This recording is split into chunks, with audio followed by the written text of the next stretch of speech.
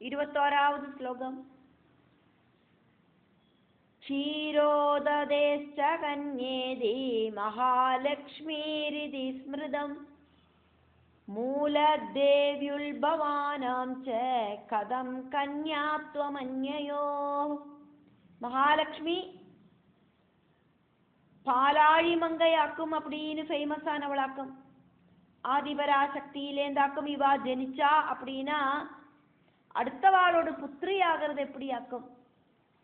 பாலாழி மங்கை ஆகிறது எப்படி? தட்சபுத்திரி ஆகிறது எப்படி? ஹிமவல் புத்திரி ஆகிறது எப்படி? இதெல்லாம் என்னோட டவுட்டு. ஆதிபராசக்தியோட சக்தியிலேந்து உத்பவிச்ச இவா அடுத்தவாளோட புத்திரி ஆகிறது எப்படி? 22வது ஸ்லோகம். அசம்பாவ்யமிதம் பாதி சம்சயோத்ர மகாமுனே சிந்தி ஞானாசினாத்தம் த்வம் சம்சயச்சேத தல்பரா. அசம்பாவ்யம் இதம் பாதி சம்சயோ அத்ர மகாமுனே சிந்தி ஞான அசினா தம் த்வம் சம்சய சேத தல்பரா. மகாமுனே, வியாச மகர்ஷே, இது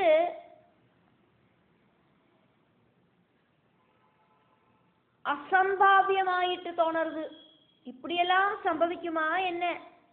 அந்த சந்தேகம், என்னோட சந்தேகத்தை நீங்கள் உங்களோட ஞானம் அப்படிங்கிற வாளால வெட்டி முறிச்சு களையணும். எனக்கு ஞானத்தை உண்டாக்கி தரணும். அஜ்ஞானம் அப்படிங்கிறத வெட்டி முறிக்கிறதுல தாற்பயம் இருக்கிறவராக்குமே நீங்கள். அதனால வியாசமுனே, என்னோட சந்தேகத்தை நீங்கள் தீர்த்து தரணும். அதுக்கு வியாச பகவான் பதில் சொல்றார். அதனால வியாச உவாச்ச. 23வது ஸ்லோகம். ஸ்ருணு ராஜன் பிரவக்ஷ்யாமி ரஹஸ்யம் பரமால்புதம் தேவி பக்தஸ்ய தே கிஞ்சிதவாஜ்யம் நஹி வித்யதே. ஜனமேஜய ராஜாவே, நான் சொல்றத கேளுங்கோ. ரொம்ப ரொம்ப ஆச்சரியமா இருக்கிற அந்த ரகசியத்தை நான் சொல்லுறேன். தேவி பக்தனான உங்ககிட்ட சொல்லக்கூடாததாயிட்டு ஒன்றும் இல்லை. 24வது ஸ்லோகம். தேவி த்ரயம் யதா தேவ த்ரயாயாதாத் பராம்பிகா ததா பிரபுதிதே தேவா சிருஷ்டிகார்யாணி சக்ரிரே. 3 தேவிகளை எப்பவாக்குமோ ஆதிபராசக்தி 3 தேவர்களுக்காயிட்டு கொடுத்தா, அப்போது முதல்க்கு அவ சிருஷ்டி கர்மங்களை ஆரம்பிச்சா. 25வது ஸ்லோகம். கஸ்மின்சித் சமயே ராஜன் தைத்யாஹாலாஹலாபிதாஹ மகாபராக்ரமா ஜாதாஸ்திரைலோக்யம் தைர்ஜிதம் சநாத்.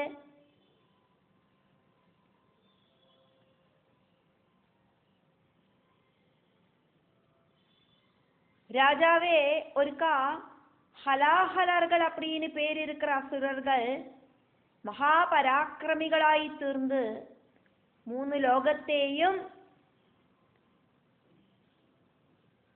நொடிப்பொழுதுல ஜெயிச்சா.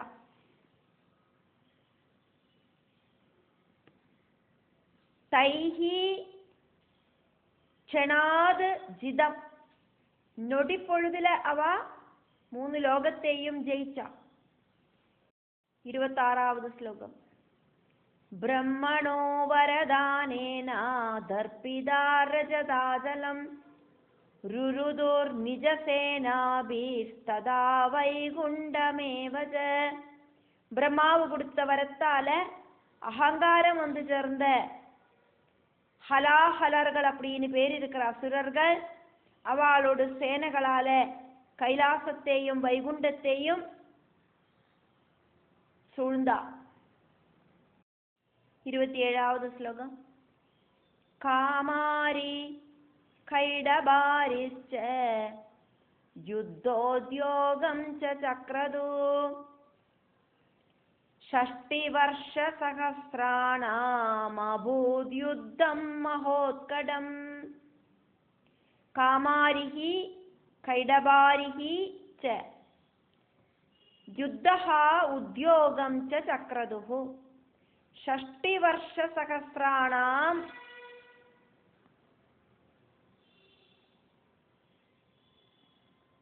अभूद् युद्धं மகா உத்கடம்.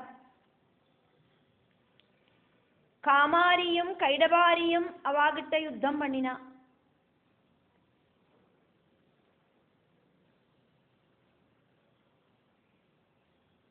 மகாதேவனும் ஸ்ரீஹரியும் அவாகிட்ட யுத்தம் பண்ணினா. அதிபயங்கரமான அந்த யுத்தம் 6000 வருஷம் கண்டினியூஸ் ஆயிட்டு நீண்டு நின்னது.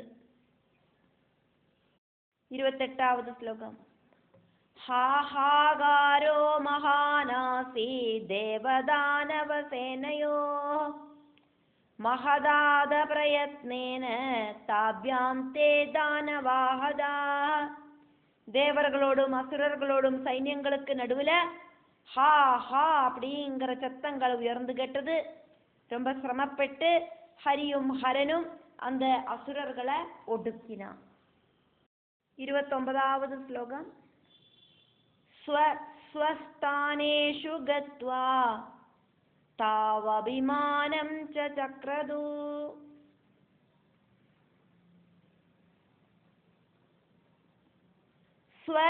ஸ்வஸ்தானேஷு கத்வா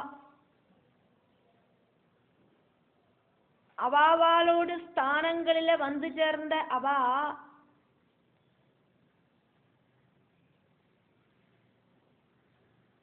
தௌ அபிமானம் ச சக்ரதுஹு அவளுக்கு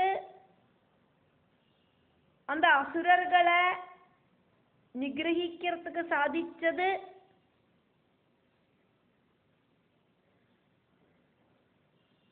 அவளோடு சக்தியாலே ஆக்கும் அப்படின்னு அவ தற்பெருமை பண்ணிண்டா.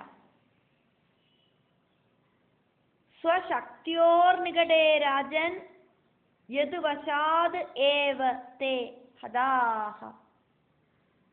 ராஜாவே, ஆரோடு சக்தியாலே ஆக்குமோ அவளுக்கு அந்த அசுரர்களை இல்லாம பண்றதுக்கு சாதிச்சது அந்த சக்திகளோடு முன்னால வச்சு அவளோட ஸ்தானங்களில வந்து சேர்ந்ததுக்கு அப்புறம் தற்பெருமை பண்ணிண்டா.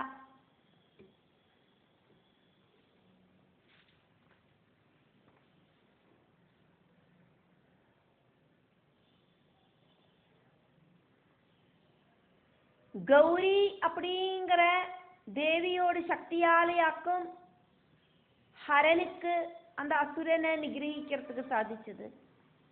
லக்ஷ்மி அப்படிங்கிற சக்தியோடு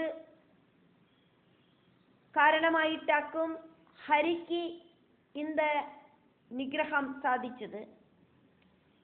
ஆனா அவ அந்த சக்திகளோடு முன்னால வச்சுண்டே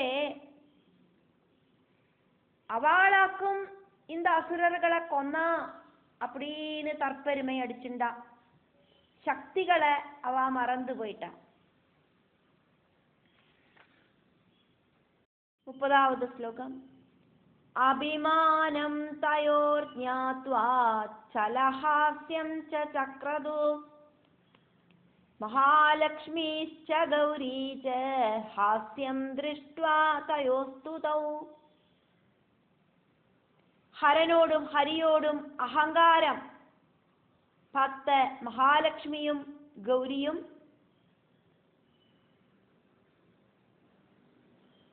புன்னகை பண்ணினா, திருட்டு புன்னகை பண்ணினா அப்படின்னு சொல்லப்படுறது.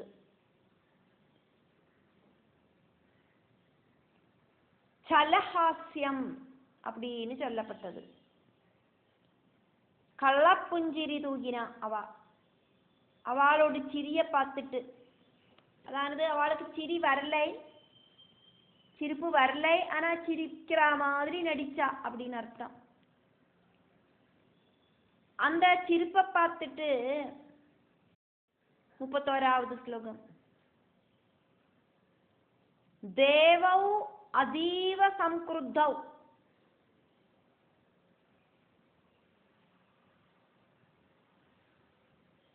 மோகிதௌ ஆதிமாயையா.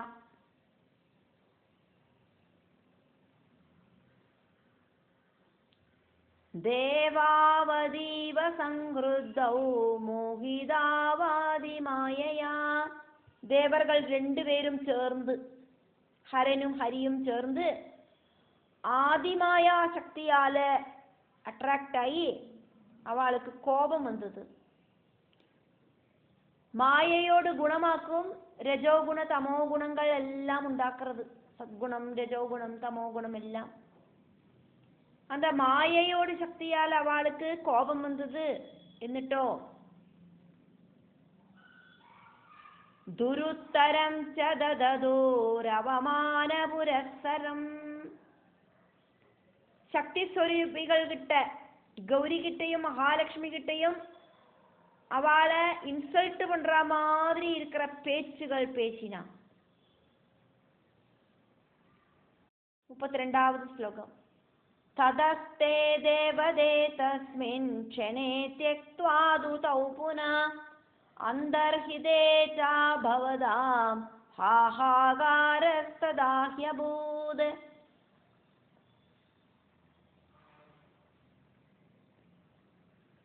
ததஸ்தே தேவதே தஸ்மின் க்ஷணே, ததஹ தே தேவதே தஸ்மின் க்ஷணே த்யக்த்வாது தௌ புனः அந்தர்ஹிதே ச அபவதாம் ஹாஹாகாரஹ ததாஹி அபூத். உடனடியா அந்த 2 தேவிகளும் அவளை உபேட்சிச்சுண்டு அங்கேருந்து மறைஞ்சிட்டா. ஹரியும் ஹரனும் கூடிட்டு தேவிகளை சக்திகளை இன்சல்ட் பண்ணினோன்னு அவா திடீர்னு அங்கேருந்து ஹரனையும் ஹரியையும் விட்டுட்டு அங்கேருந்து கிளம்பி போயிட்டா. அப்போது ஹா ஹா அப்படிங்கிற சத்தம் அங்க முழங்கி கேட்டது. 33வது ஸ்லோகம். நிஸ்தேஜஸ்கௌஜ நிஷக்தி விக்ஷிப்தௌஜ விஜேதனோ அவமானாத்தயோ சக்தியோர்ஜாதௌ ஹரிஹரௌ ததா. ஹரனோடும் ஹரியோடும் சக்தி ஸ்வரூபிணிகளாயிருக்கிற மனைவிகளை அவ அபமானிச்சதால அவ அங்கேருந்து கிளம்பி போயிட்டா.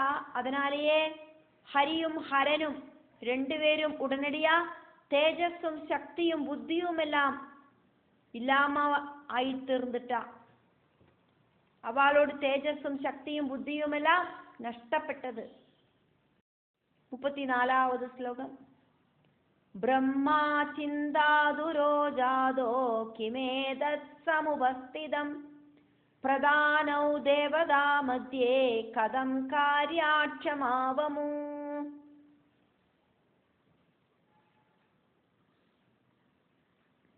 பிரம்மா யோசனை பண்ணினார், இப்படி வரதுக்கு என்ன காரணம்? தேவர்களோடு கூட்டத்துல முக்கியமான 2 பேராக்கும் ஹரியும் ஹரனும். இவாளுக்கு இப்படி தேஜஸும் சக்தியும் புத்தியும் எல்லாம் இல்லாமானது எதனால அப்படின்னு பிரம்மா சிந்தனை பண்ணினார். 35வது ஸ்லோகம். அகாண்டே கிம் நிமித்தேன சங்கடம் சமுபஸ்திதம் பிரளயோ பவிதா கிம் வா ஜகதோஸ்ய நிராகசா.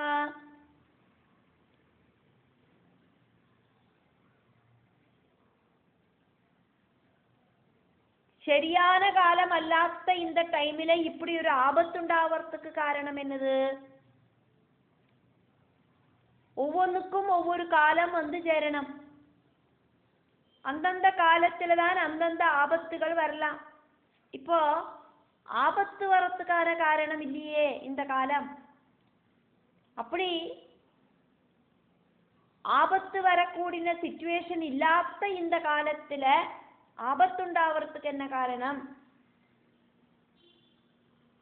எந்த தவறும் இல்லாதக்கு இந்த பிரபஞ்சத்துல பிரளயம் அப்படிங்கிறது உண்டாக போறதோ? 36வது ஸ்லோகம். நிமித்தம் நைவ ஜானேஹம் கதம் கார்யா பிரதிக்ரியா இதி சிந்தாதுரோத்யர்த்தம் தத்யௌ மீலிதலோச்சனா.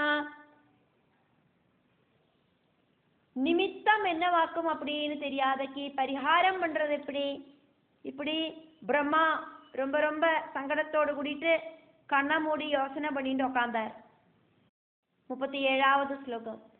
பராசக்தி பிரகோபாத்து ஜாதமேததி ஸ்மஹ ஜானம் ஸ்ததா சாவதான பத்மஜோ பூன்ருபோத்தமா. ராஜாவே, அப்படி இருக்கிறத பராசக்தியோட கோபத்தாலேயாக்கம் அப்படி சம்பவிச்சது அப்படின்னு பிரம்மாவுக்கு புரிஞ்சுது. அப்போது அவருக்கு சமாதானம் உண்டாச்சு. 38வது ஸ்லோகம்.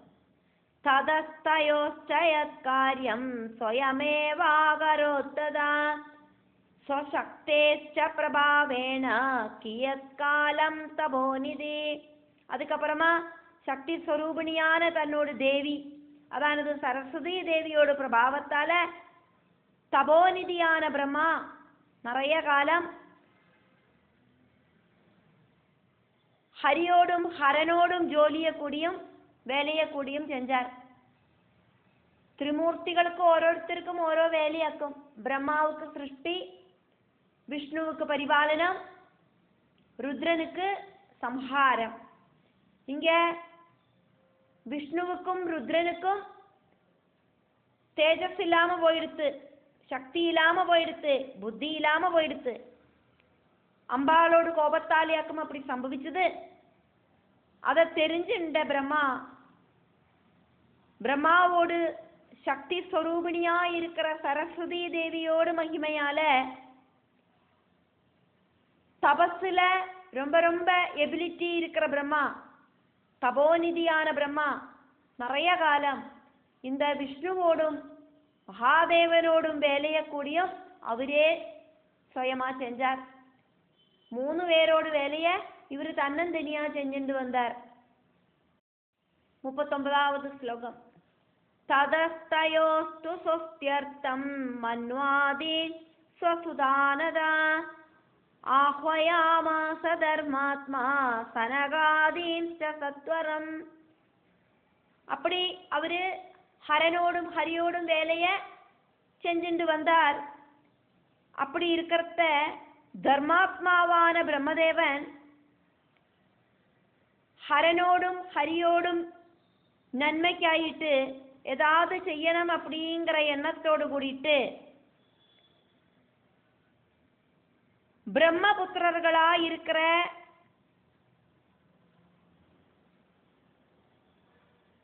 மனு,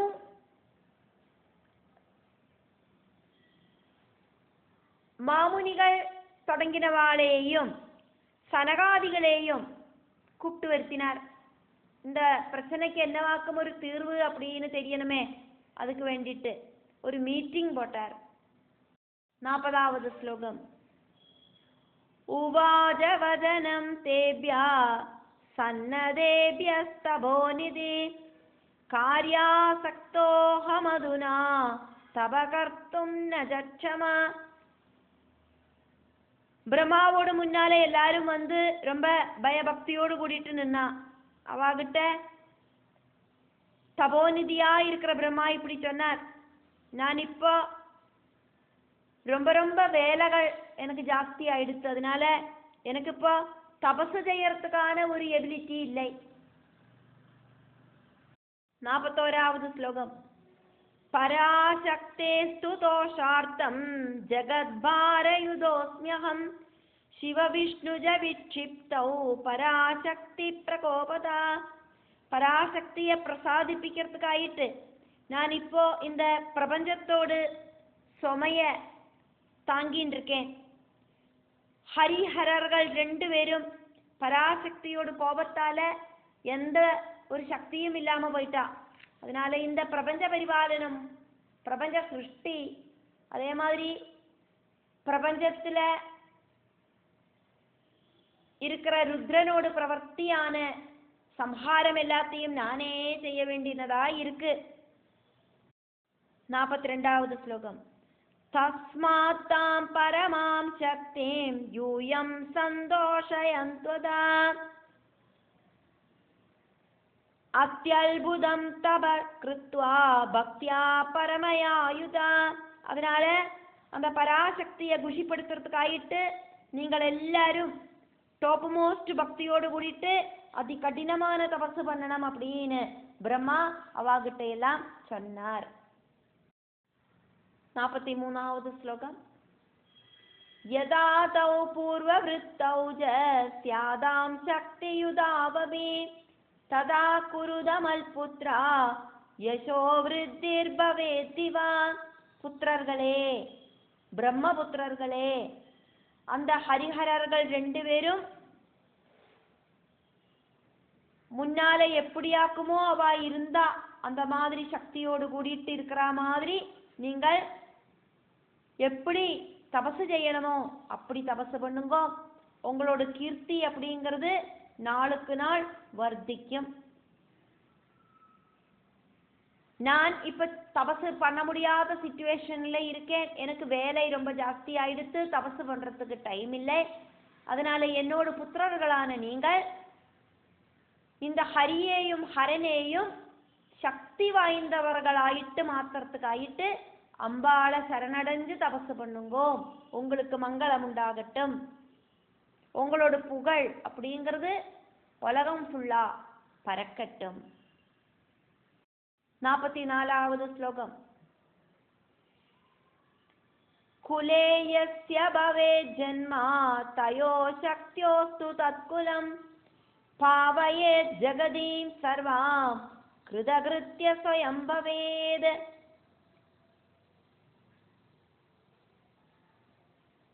கௌரி மகாலட்சுமி இப்படி இருக்கிற சக்திகளாக்குமே கோவிச்சுண்டு போனா. அதனாலயாக்குமே ஹரனுக்கும் ஹரிக்கும் சக்தி இல்லாம போச்சு. அதனால அந்த சக்திகள் ஏது குலத்திலேயாக்குமோ ஜனிக்கிறா அந்த குலம் எல்லா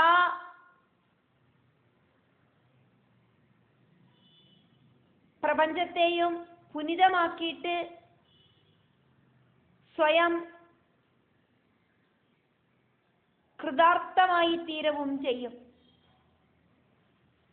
இந்த சக்திகள், இந்த சக்திദേവികൾ மகாலட்சுமியும் கௌரியும் ஏதொரு குலத்திலேயாக்குமோ ஜனிக்கிறா அந்த குலம் உங்களோட தபசக்தியால அவ மறுபடியும் ஜனிப்பா. அப்படி அவ ஜனிக்கிற அந்த குலம் 14 லோகத்தையும் புனிதமாக்கும். அதுக்கப்புறமா ஸ்வயம் சாட்டிஸ்ஃபைடாയി தீரவும் செய்யும் அப்படின்னு பிரம்மதேவன் தன்னோட புத்திரர்கள்கிட்ட சொன்னார். அதுக்கப்புறம் அங்க என்ன நடந்தது அப்படிங்கறத வியாச பகவான் சொல்றார். வியாச உவாச்ச. 45வது ஸ்லோகம். பிதாமஹவத ஸ்ருத்வா கதா சர்வே வனாந்தரே ரிராத இஷவ சர்வே தச்சாத்யா விமலாந்தரா. பிதாமகனோடு வாக்குகளை கேட்டு தூய்மையான மனசோடு கூடின தட்சன் தொடங்கினவா எல்லாரும் தேவிய ஆராதிக்கிறதுக்காயிட்டு வனத்துக்கு யாத்திரையானா.